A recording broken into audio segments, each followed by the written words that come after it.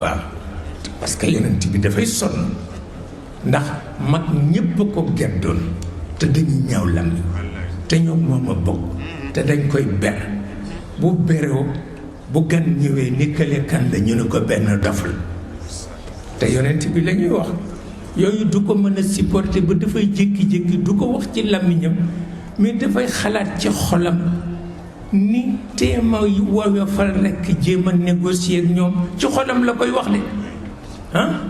bu ko defee borom bi tontu ko moom ci kaddu ni ko rek wa tuul law takfuruuna kama kafar waaw li ñu bëgg mooy nga nekk yéeféer comme ñoom à toi maintenant de choisir jeex na àndal ak ñoom ma dog la walla nga ñëw ci man ma dog leen et puis c'est tout ah loolu mooy li ci nekk bu ko def